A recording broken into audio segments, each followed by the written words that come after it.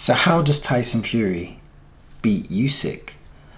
Can Tyson Fury beat Usyk? It's a good question. It's a very good question.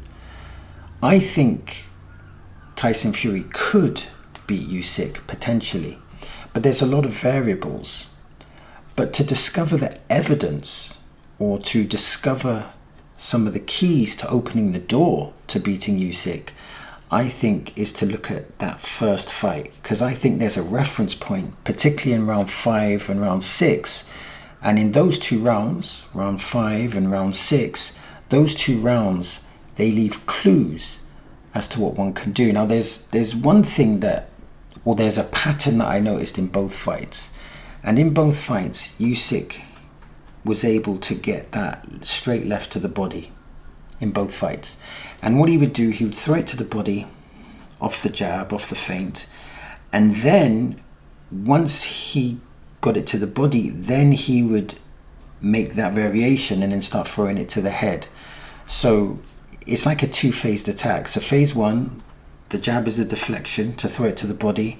And then phase 2, the jab is the deflection to then throw it to the head. Tyson Fury definitely needs to deal with that, because that straight left to the body, that's an investment in him slowing down. So he needs to deal with that. And he also needs to deal with the variation. So he needs to catch that more effectively, number 1. And number 2, ideally, you want to counter and punish someone for throwing that punch. But let's go to round 5 of the first fight, because I think there's some keys there. Now, in round 5 of the first fight, not the second fight, Tyson Fury was actually walking Usyk into punches. And it was interesting because he was really getting creative with the punches. I remember he landed a straight right, left uppercut to the head. And I believe he did like a double feint. It was like a double feint and right uppercut. So double feint and then right uppercut to the head. And this was effective. And he also, he had combinations, to the body and head, and that was effective. And then he had this right uppercut. And what he would do as Usyk was coming in, trying to find, he's trying to land this power hand, but he's also using this right hand as a deflection. As he was moving that out, Tyson Fury would time a right uppercut, and he would just time it beautifully. And he also, on top of doing that, there was one moment, where he threw a right uppercut to the head and then a left hook to the body. This is something that Canelo does. He throws that right uppercut to the head and the left hook to the body. And again, it was so effective. It was really effective. And then he had there was another sequence. Again, this is all in round 5, where he had that short left to the head, that short left hook to the head, and then that right uppercut to the body. So it's like that short left hook to the head that can catch you. But even if you catch it, it kind of opens the door to land that right uppercut to the body. And that right uppercut to the body was hurting Usyk. And the setup, and Tyson Fury had 2 different variations. He either threw it as a lead to the body when Usyk would come in, or he would set it up with the short left hook. So we had those 2 variations, and Usyk was really struggling to read it. And also what Tyson Fury was doing, when he went to the ropes way too much. That was negative, and he actually rectified that in the second fight. But when he did go back to the ropes, he would get under Usyk's looping left. So when Usyk would throw the left, or he would throw it in a looping way, he would get under it. And that was really effective. And there was this one phase where Tyson Fury feints. I think he paused or feints with the jab, then feints with the hook. So that's like phase 1, and then tries to go into a phase 2 stage, but Usyk interrupts it. But I actually think that was effective. That could be effective if he was to, put the jab up there, feint with the hook to get Usyk to react, and then maybe do a jab to the body, straight right to the head.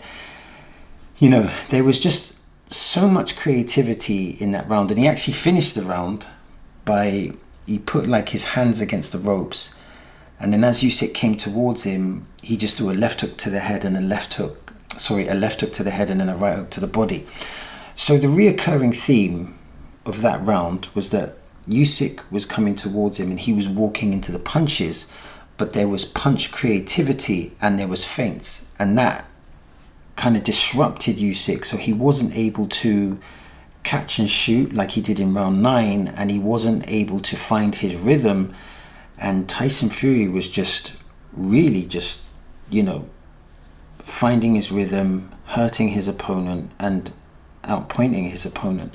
And again in round 6, Tyson Fury's, he's like not running around the ring, he's moving around the ring effectively, and he's kind of feinting with the jab, and that obviously disrupts the vision, but also he's just whipping in a short left hook and using good movement. And when Usyk's getting close, he's strategically tying him up. Now remember, Tyson Fury is heavier than Usyk, so when he's tying him up, he's hurting him. And then when Usyk's pouring, he's timing that right uppercut. He's timing it, so as he pours, boom, he hits him with that right uppercut. And again, we have one bit where he hurts Usyk. Tyson Fury hurts Usyk, and he throws like a straight right to the head and a left hook to the body. And that variation of head, body, body, head, that was really effective. And then again, he hurts Usyk again with a counter right uppercut. And again, you see that the right hook to the body, it's set up with the left hand feint. So this, when he's doing this, that's catching his attention, because that can turn into a left hook, it can turn into a hard jab, but then that's deflecting the attention to then shoot that right hook to the body. And I think that in those 2 rounds, that was like the key to beating Usyk.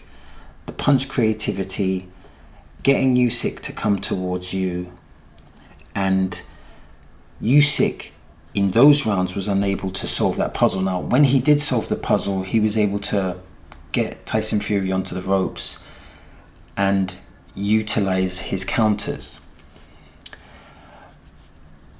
And again, he adapted to the puzzle. But I think if Tyson Fury can duplicate round 5 and round 6 for 12 rounds, he would beat Usyk. The problem is, the argument would be, he can't duplicate it because he doesn't have the stamina.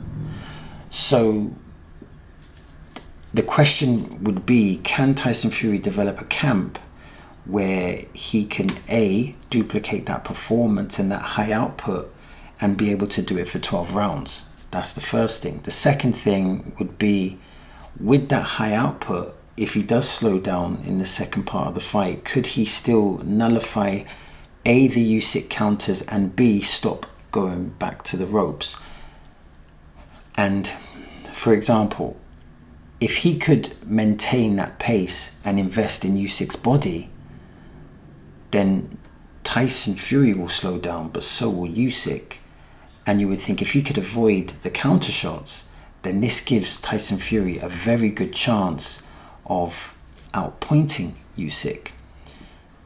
Another element would be, what if Tyson Fury tries to knock Usyk out? Well, if he has a round 5 and a round 6, does he try to outpoint Usyk, or does he try to actually dominate and go for the knockout?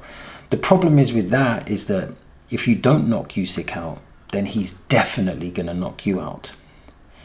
I guess the question is, one of the questions would be, even if you implement the punch creativity, the left hook to the head, the right hook to the body, Usyk's a type of fighter, you can't just keep doing that, because he will catch and counter.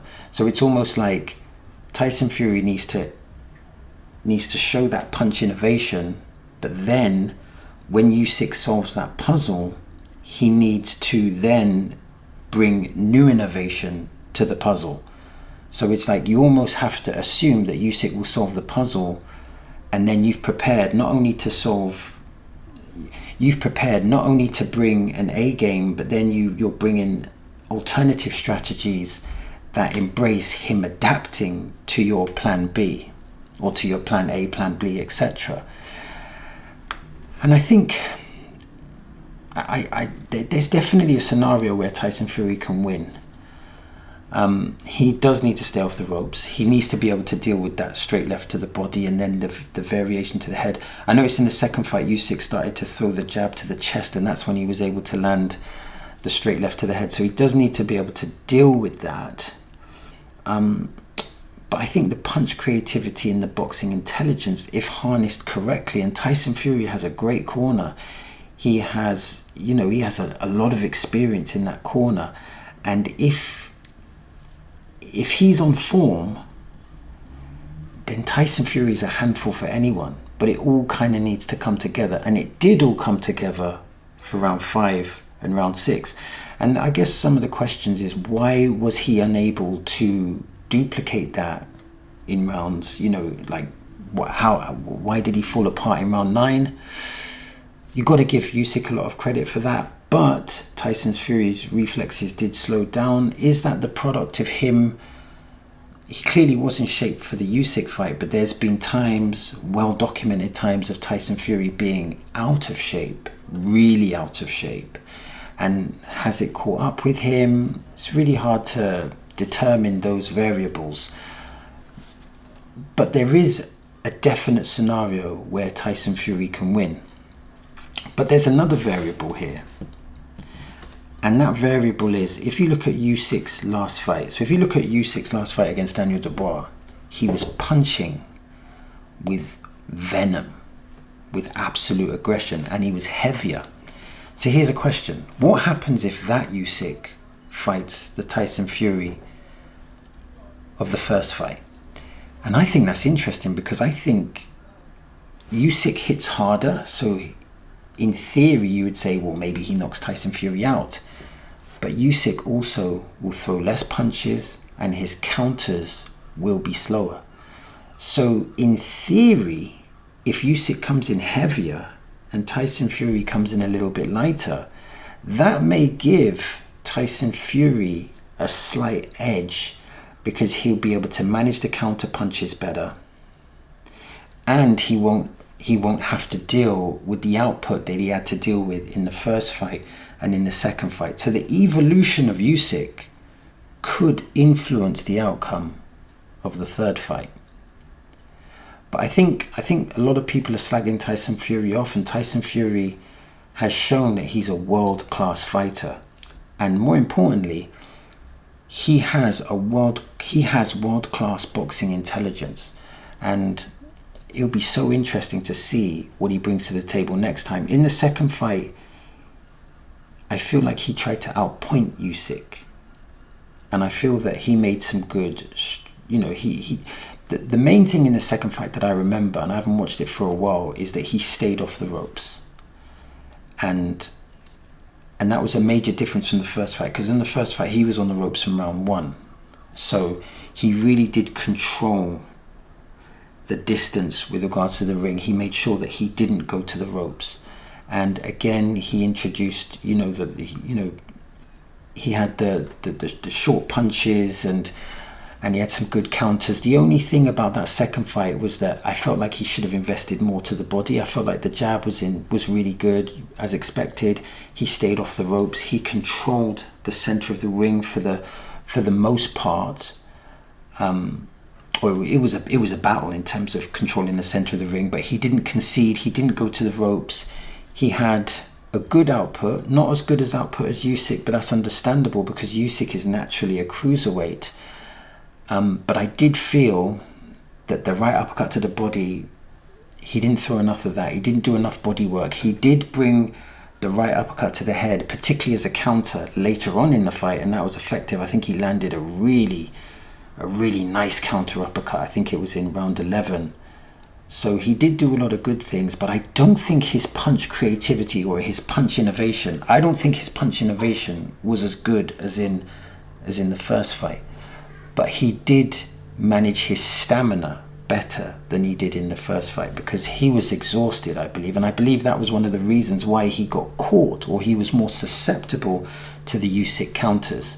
So in short, Tyson Fury could win the rubber match, and the new presentation of Usyk, or the evolution of Usyk, the Usyk that fought Daniel Dubois, that would present a different type of fight. Perhaps it would be a more brutal fight.